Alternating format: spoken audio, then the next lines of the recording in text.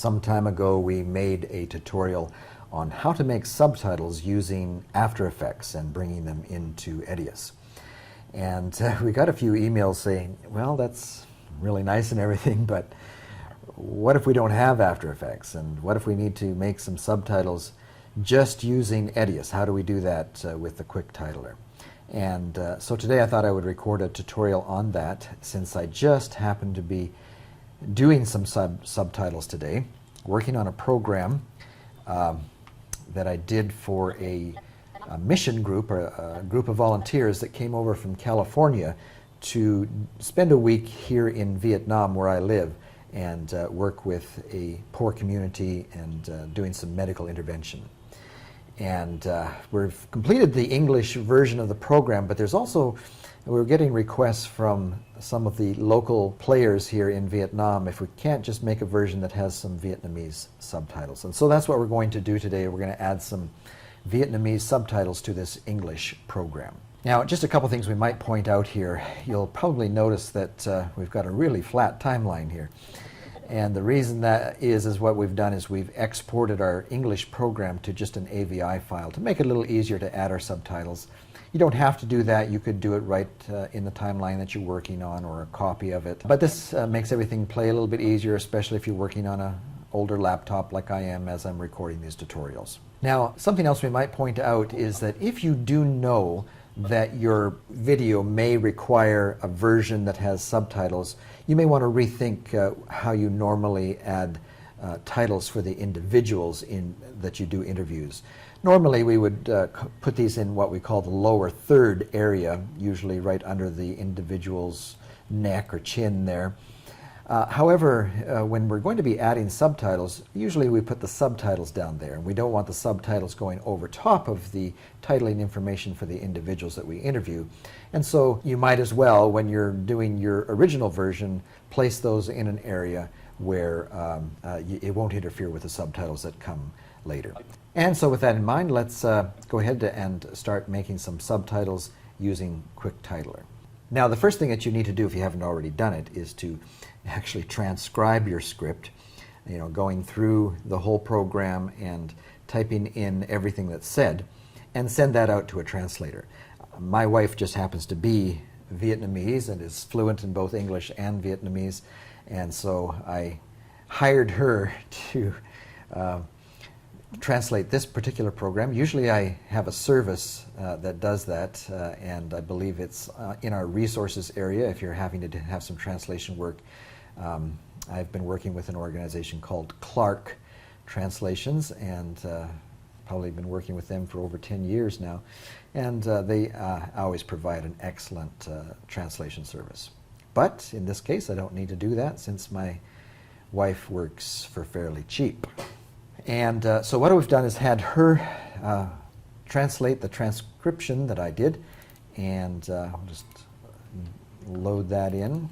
And the best way to go about doing this is to actually bring up this word processing document that your translator has provided to you and do a copy-paste into Quicktitler. This is much more efficient, less prone to error than if you tried to type in the actual foreign language into Quicktitler. And this way you'll capture all of the accents just as they have been provided by your translator. And so let's grab the first line or so and hit Control C for copy, and let's open up our titler, Quicktitler. Now, if you have never worked with Quicktitler before, there's a few oddities about the program. You'll want to kind of become a little bit familiar with it. We'll point out a few tips and pointers as we go through this tutorial, just in case you've never worked with it before. Now you see Titler has opened up and it's ready to enter some text. We could just hit the keyboard and start typing in some text.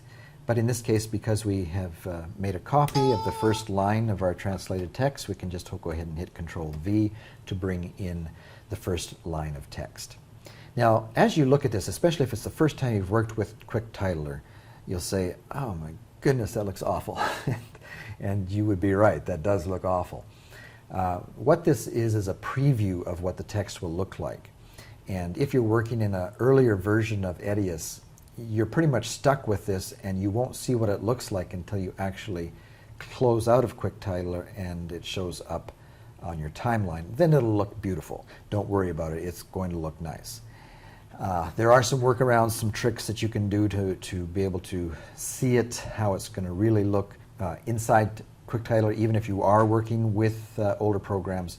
But if you've got 6.5 or later, I believe that's when they made the change, you can just go up here and change from preview mode to the way it's going to really look, and now it looks a lot better.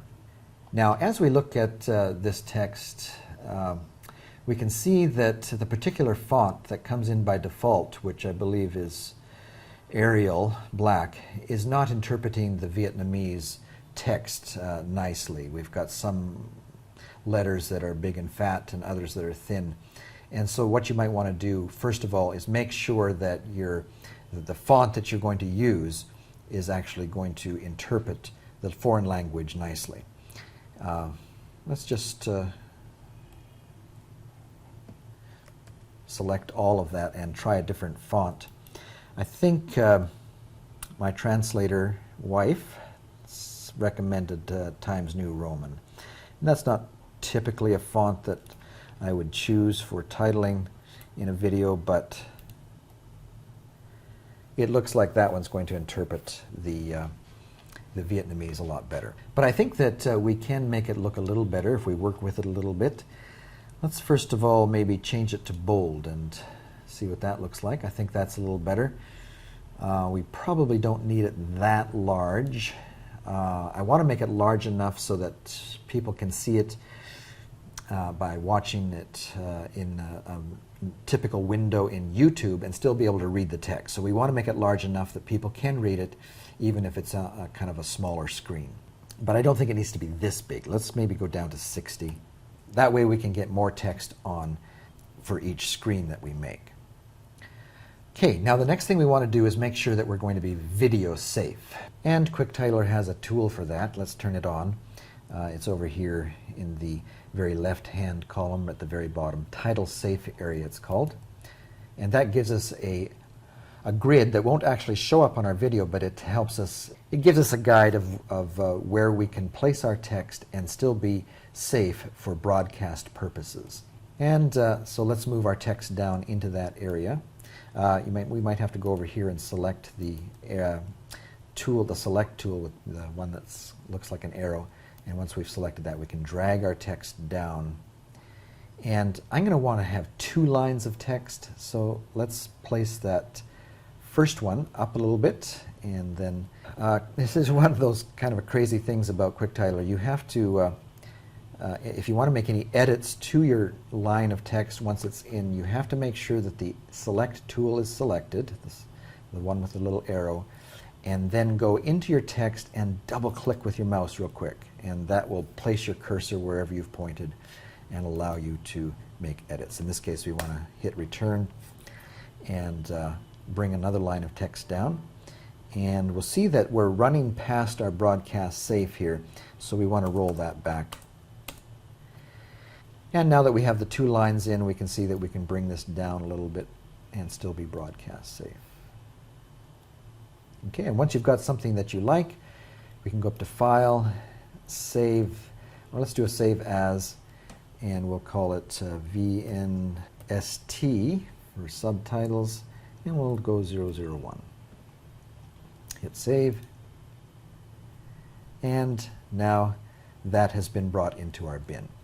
And let's try placing it. We can find our first interview here. Ooh, we don't like what it did there.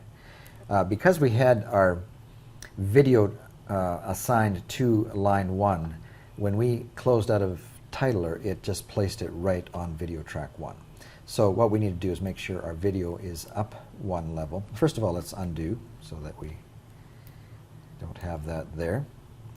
And now when we close out a Quicktitler, it should place it on track 2. Okay, so let's find this first interview.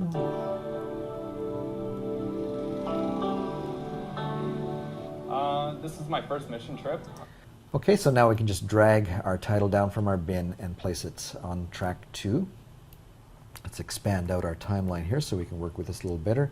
And because we already have a finished track and we don't have to worry too much about the way the video is looking, let's minimize the actual video itself a little bit so that we can open up our video tracks a little more so we can see what we're doing here.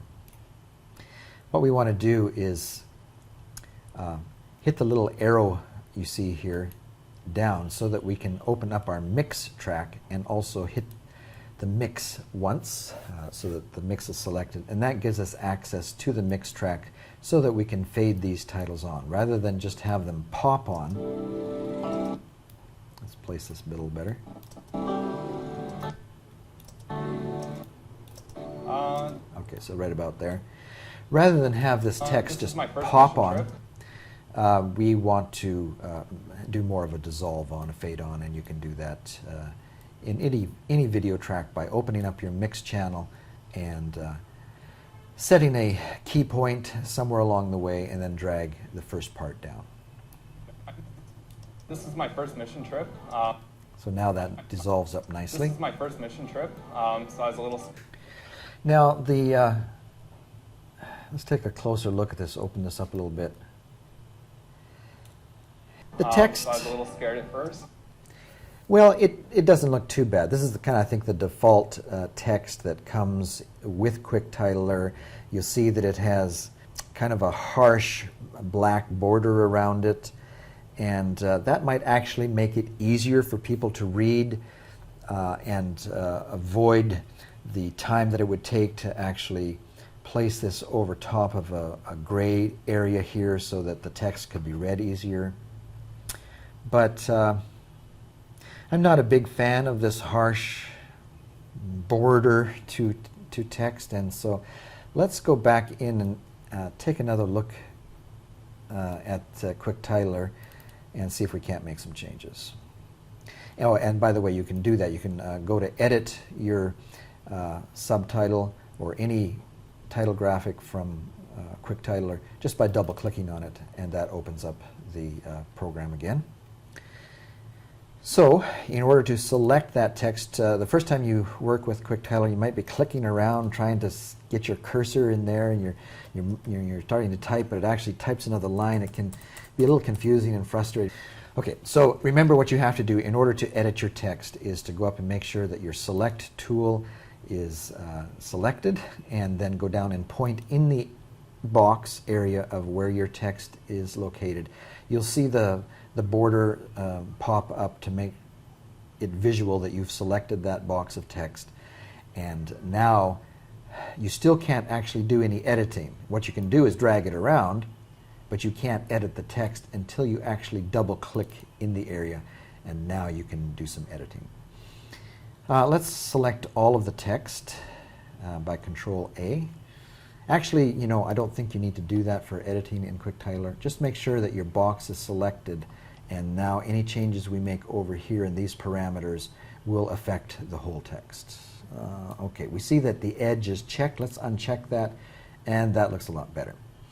However, it might still be a little difficult to read, so we might want to add kind of a soft drop shadow behind it, and that might add a little definition to the subtitles, make it a little easier to read, to separate it from the actual video. And so you'll see down here your next option is a drop shadow. You'll see by default that Quicktitler provides a nice, beautiful white drop shadow.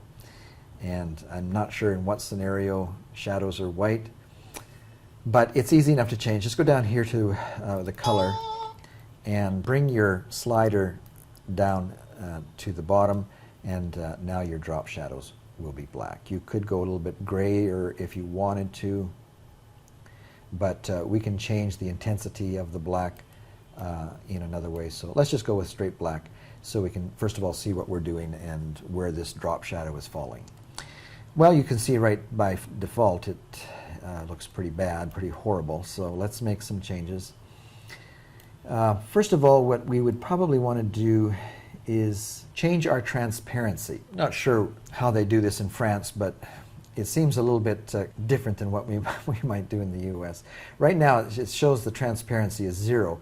Well, what it really means is it's 100%. So you just need to kind of reverse your thinking a little bit, and as you move this slider along, you'll see that the drop shadow, as you get up to about 80%, you'll see that it's just about where you would think it should be, around 20%. So it's just completely reversed.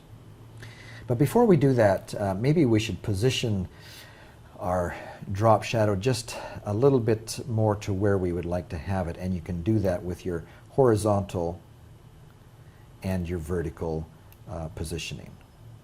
And what I usually like to do is have the sun or light streaming down from the top left corner, so the drop shadow is falling just a little bit at an angle to the right and down. Of course, that's personal taste, whatever you like. You can have your drop shadow wherever you want. I like to have it just a little bit off and a little bit down. Okay? And now let's back off on our transparency so it doesn't look quite so harsh. Well, that looks a lot better. However, one more thing we might do is change the color from white to something that might be a little bit more readable. This, for Vietnamese people reading this, it's going to just pop on and off so quickly. It's, you're going to want to try and make it as visual as possible. So let's change our color up here from the fill color being from white. And you can choose any color of the rainbow you want, or you can go with one of the default colors here. Sometimes a nice yellow will work good. And yeah, I think for our purposes that'll be fine. So once you're happy with your colors, your drop shadow, you could do a file save, or you can just hit the X key up here. It'll ask you if you want to save your changes, and you'll notice that the changes are already automatically saved to the text that you've already placed on your timeline. So that's our first line of text. Now once you've got your text looking just the way you want it, you can go into Quicktitler, double click on it again, and save this as a style. First of all, let's select our text. Go up and choose your select tool. Select the actual text so you see the box come around there. And now go up to your menu and choose Style and select Save as a new style. And let's call this VN Subtitles.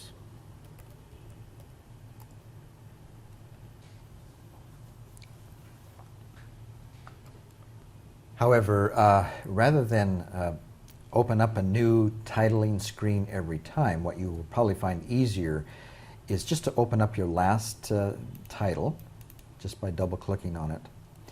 Go in and make your change, add your next line of text, and let's go back to our document here and make sure we're starting where we left off, and copy the next bit of text. Go to our program, and remember to select your select tool, go into your box, double click so your cursor is anywhere within the text itself, and hit the Control A key to select all of the text, and then Control V to replace your text. You'll see that it gives you just one line of text that goes outside of our broadcast safe area. So let's just put our cursor there and hit return to bring that down to our second line. Now we'll save that as our new title, and I usually just click the last one and change the number down here incrementally. Save that, and now you'll see that the second title has come up to your bin. We can just drag that down to our timeline, and now it's a matter of just lining things up so that these two subtitles are up on the screen at what we hope is the most appropriate time. In order to finish this up properly, I'll probably have to have my wife sit down.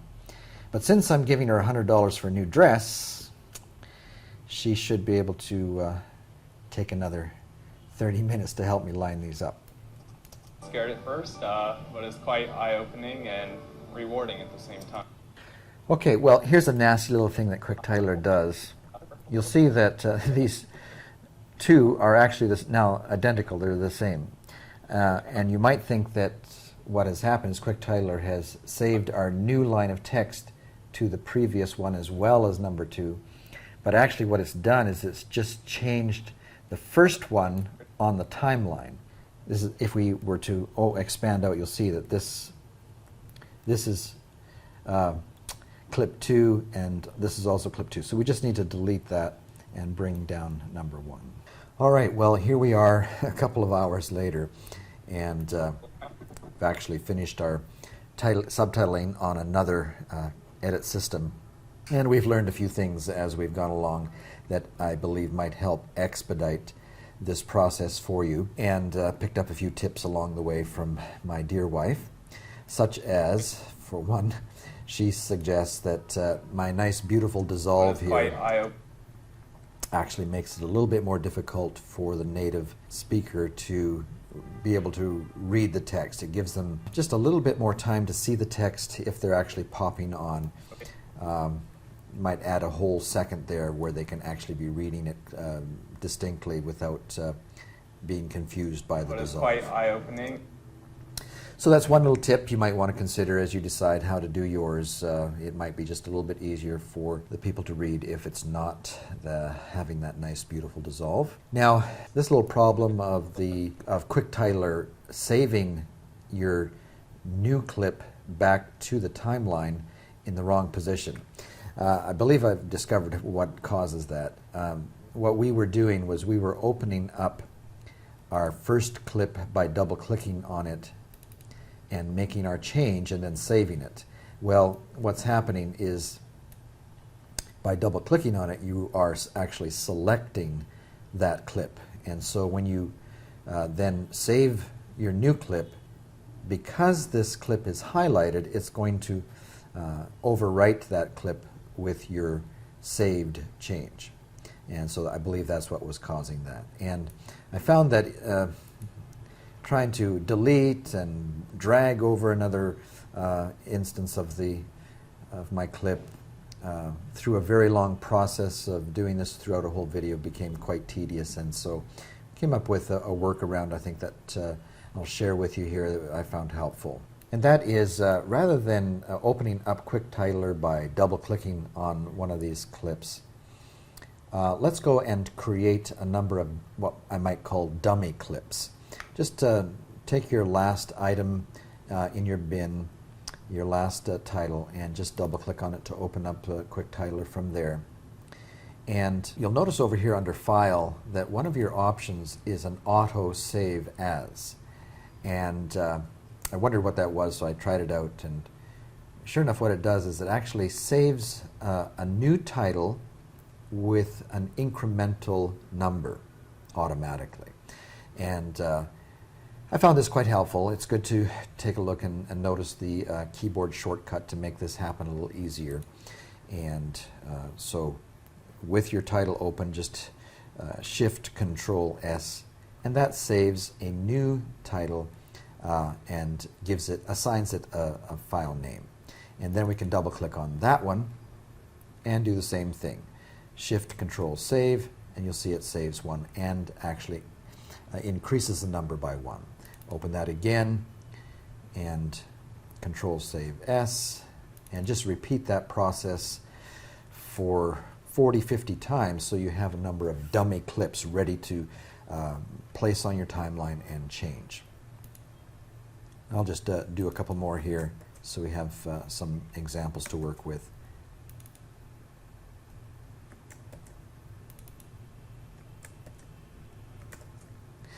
All right, so now we have 6 or 7 clips. Let's show you how best to work with these. What you might find easiest is just to select 5 or 6 at once and drag them on the timeline.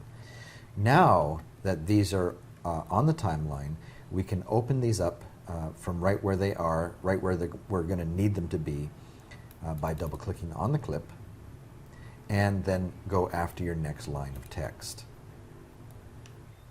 And as a general rule of thumb, I found that basically one line of text in a word processor is about the size or the amount of text that will fit on one screen with 2 lines of text. So let's try that, see how it works. Control C, go back to our program, select our box of text, hit Control A, hit Control V to bring in our text, and go in and hit a return. Now, sometimes you'll see that your text is going outside of your broadcast safe area. What to do? Well, there's a couple of things to consider here. First of all, if your program is not destined to broadcast, you're probably okay to go outside the restricted area by just a little bit and still be fine. Sometimes if you know your program is going to be projected, depending on the parameters of some projectors, it might run into a problem. But if you know that your program is only ever going to be seen on the internet or played back on a computer that is going to definitely play full screen, then you know that you're okay just to go outside your lines a little bit. But if you know that your program's destined for broadcast at some point, you want to try and stay inside that broadcast safe, because every monitor out there displays this a little bit differently, and especially these new smart TVs sometimes aren't so smart about these, and you can end up losing your graphic if you're not inside that broadcast safe. So there's a couple ways you could handle that. If it's just a quick down and dirty project, you could actually just grab a hold of the box and slide it over. And what this will do will affect the kerning, I believe, and also the size of the text. It'll actually make it look a little bit thinner. You're inside the box, you're safe, but you don't want to squeeze it too much because there'll be a noticeable difference between each slide. Let's just hit undo. Another way that you could easily handle this with the box selected is change your font size a little bit. So right now we're at 60. If we change it to 58, we see that we're now inside the broadcast safe. And as long as you're not changing your font size too much, most people won't notice from slide to slide that you've made a little bit of a difference in your font size. I think you could probably go up to about a 5-point difference without too many people noticing that you've been messing around with the font size. All right, there's a little bit of space there. We might even try a 59 here. Probably still okay. So now that we've got it looking the way we want, all we have to do is really hit Control S, and that has saved our updated subtitle right to the timeline where we want it. And then we're ready to go on to our next slide. And of course what we're looking here is the dummy slide that we made, but by double-clicking on that, we can quickly and easily go in to our box and go to our translated script, grab the next line of text, copy, go back to Quicktitler, and select all by Control A, and then Control V, go in and hit return, and Control S, and you have your saved slide. And as you can imagine, you can develop quite a rhythm here of being able to do this task quite quickly. And get our text, A, and bring it down, Control S to save, and that slide has been saved. Okay, now as we look at this, we see that they're not being placed quite right. We're going to have to probably once again sit down with the translator, but we can get them almost right. We know that this text ends with that interview, and so we need to bring the new text in right about there. And that should be fine. And that goes to the end of her statement, so we could drag that out.